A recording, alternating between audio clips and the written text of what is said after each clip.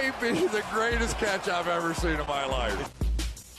Okay, guys, I am tired of getting this question. I'm tired of y'all asking, Mason, when are you going to make some videos on rookies? Mason, when are you going to dive into this rookie class?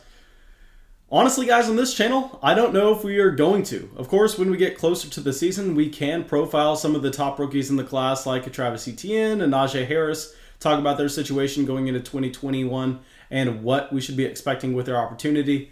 But really, Rookie Talk is going to be just on the Dynasty channel. There's not a lot of reason to go through and talk about these rookies before we know their situation, because you're not drafting them unless you're playing in a best ball format that's going off right now. Because I want to remind everyone, no, this is not a Dynasty fantasy football channel. We are talking about fantasy football in the offseason, but we are preparing for 2021. Now, if you play Dynasty fantasy football and you want some discussion about that, great news for you is we're making a Dynasty fantasy football video every single day on the Dynasty Flock YouTube channel, but you're not going to find that here. So I'll talk about rookies occasionally, but it doesn't have to be the main focus of our conversation. I'll actually talk about a rookie at the end of this video that I'm really excited to bring up because he looks like he can be a potential Justin Jefferson, but of course that'll be at the end of the video.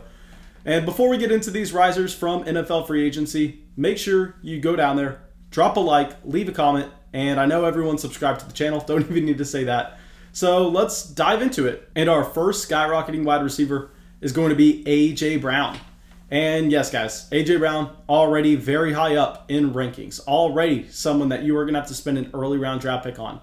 But this third-year wide receiver coming out of Ole Miss now has the perfect situation shaping up for him, where AJ Brown, the first 2 years of his NFL career, has been extremely productive. I mean, he has been a top fantasy football asset, but he's done it off of something that we really don't like chasing. He's done it off of efficiency.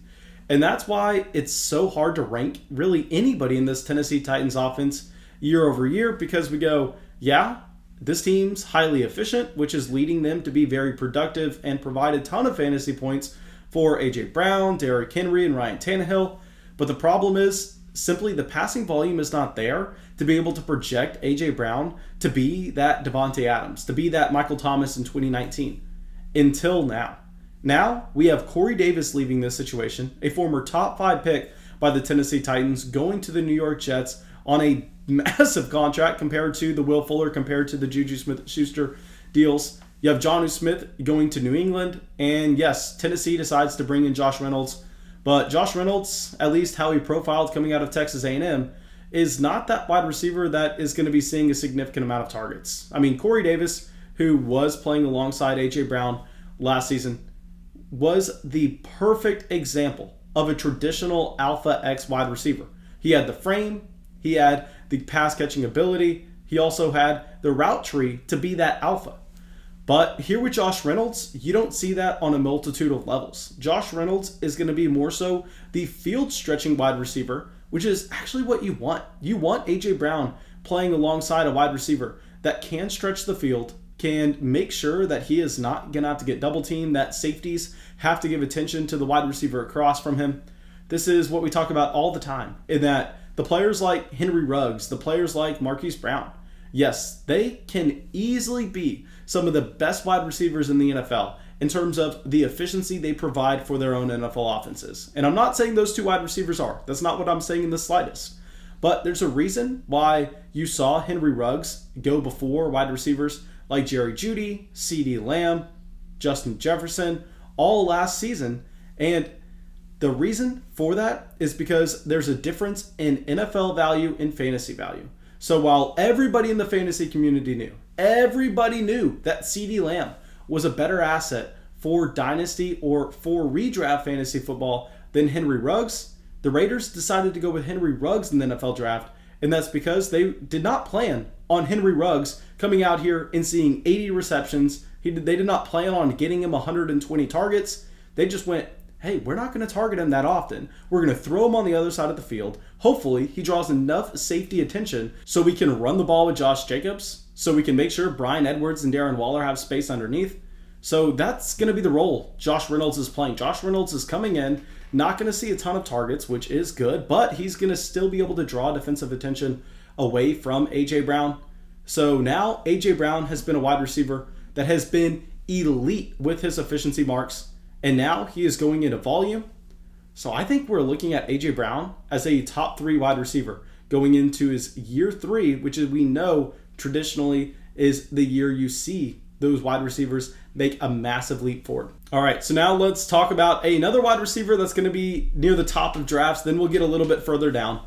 Let's talk about Terry McLaurin. And I know that not many people are viewing Terry McLaurin as a winner from NFL free agency, but I think there is no better example of a under-the-radar winner than Terry McLaurin, in that you're looking at the situation in Washington and you're going, hey, their second best wide receiver coming into free agency was Kelvin Harmon. Like they had absolutely nobody. Of course, they were going to go out there and make an investment into the wide receiver position. Now, what you did not want to see is you did not want to see a wide receiver coming in that was going to be getting a lot of targets. You wanted to avoid Corey Davis. You wanted to avoid Kenny Golladay. You wanted to avoid Juju Smith-Schuster. You were hoping that you were going to get a Will Fuller or a Curtis Samuel, and that's exactly what you got. Because just like we talked about with Josh Reynolds, the Henry Ruggs, the guys with speed, what you're going to see from Curtis Samuel is he's going to come in. He's going to be used in interesting ways. Like, obviously, he's a little bit of a gadget player as well. So Curtis Samuel's going to get his touches.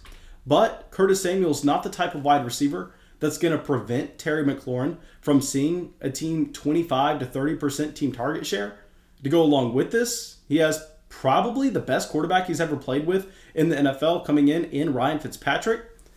So here with Terry McLaurin, he gets a massive quarterback upgrade. We knew that wide receiver competition was going to come in. The question was, what profile of a wide receiver was it? And he probably gets the best guy he can play alongside in Curtis Samuel coming in. So I'm looking at Terry McLaurin going as someone that should be expected to take that year 3 leap, just like we were talking about with A.J. Brown. So if he's going in the 4th, 5th round this year, I think that's a price that I'd feel a lot more comfortable spending now than I would beforehand. And another thing is, based on that contract that Curtis Samuel got, because the team paid him pretty good money, is they probably not going to be looking at wide receiver in the NFL draft this year. So Terry McLaurin, I think you have to call him a big-time winner. And now someone who won not NFL free agency, but the NFL offseason so far is actually going to be Brandon Aiyuk. And I know that y'all hear that and you go, Mason, you have no idea what the hell you're talking about. Why would you even bring up Brandon Aiyuk? And it's because the trade that we saw from the San Francisco 49ers. So a couple things happened with this trade.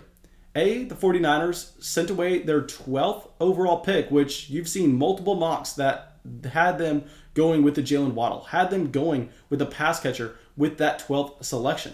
So that is now out of the range of outcomes. Outside of that, they sent a 3rd round compensatory pick away. So that's one less pick that you have to worry about a wide receiver coming in. But most importantly, what this team did is they moved up to that 3rd overall pick, and they invested 3 first-round picks to get to that 3rd overall pick. So I know the coaching staff, I know the general manager is still coming out and saying, hey, Jimmy Garoppolo is our guy. That is complete bullcrap. If you believe that, you simply don't know how the NFL works. You don't know that, hey, if a team invests 3 first-round picks to move up to a pick, that means they are selecting a quarterback. It doesn't matter what else there is, because we know that by far and away, the most important position on the football field is the quarterback position. Also, you want to get those quarterbacks on their rookie contracts.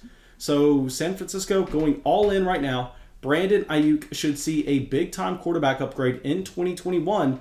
To go along with this, you have less worry about more competition coming into this pass-catching core.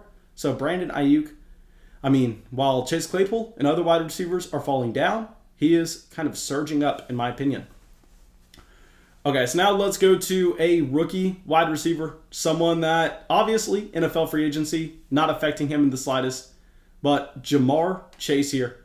Now, the reason why we have to have JaMarr Chase in this video is because of his pro day. Across the board, JaMarr Chase just checks every single box. Now, of course, y'all probably have heard me talk about JaMarr Chase on the Dynasty channel, But a quick summary of JaMarr Chase, all you need to know is he was more efficient and outproduced Justin Jefferson in 2019 in that magical year with Joe Burrow, Joe Brady, Clyde Edwards-Helaire, Justin Jefferson, and JaMarr Chase. JaMarr Chase was the most productive player on that team.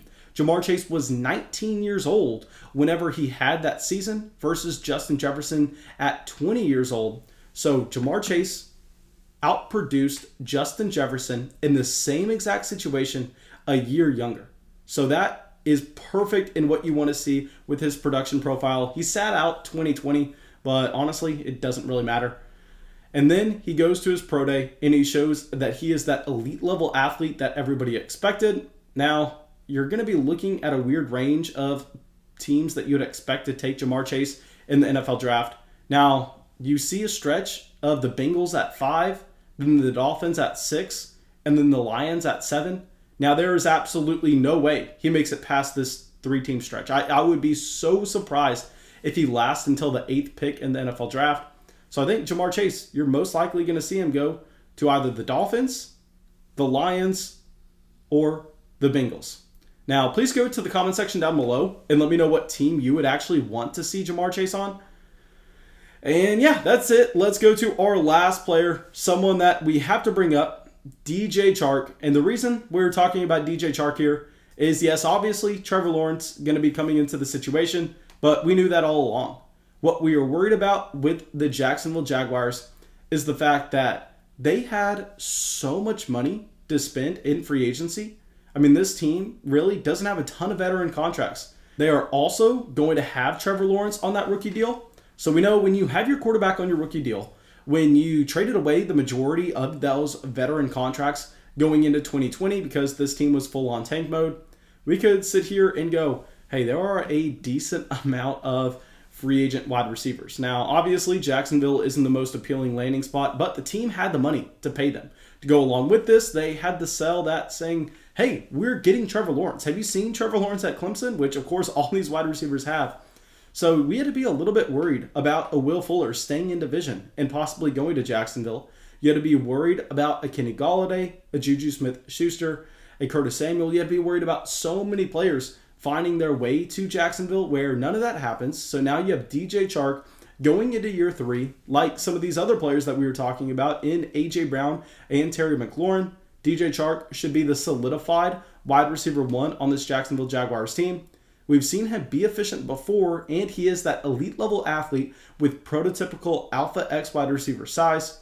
Now, he isn't out of the woods yet just because we know that this NFL draft class is loaded with wide receivers, and this Jaguars team has a ton of picks because they went into tank mode last offseason. But DJ Chark has dodged the bullet so far of not having to deal with any free agent wide receiver competition coming in. So DJ Chark going to have to get a bump up, and if you see him dodge everybody else in the NFL draft, and DJ Chark is sliding in to be the alpha wide receiver for Trevor Lawrence in this Jacksonville Jaguars offense, which should be behind in a lot of games and being forced to throw the ball very often, I think DJ Chark is a player that you can look to get excited about. Now, thank you guys. I really hope y'all enjoyed this video. Please go down to the comment section and let me know where you want to see JaMarr Chase land. Personally, I would like to see him go to Cincinnati just because, yes, you would be expecting T. Higgins to probably be the wide receiver 1 there for this year, but they would by far and away have the best quarterback situation out of any of those 3 teams, and I think you could see the volume be very high for the overall offense.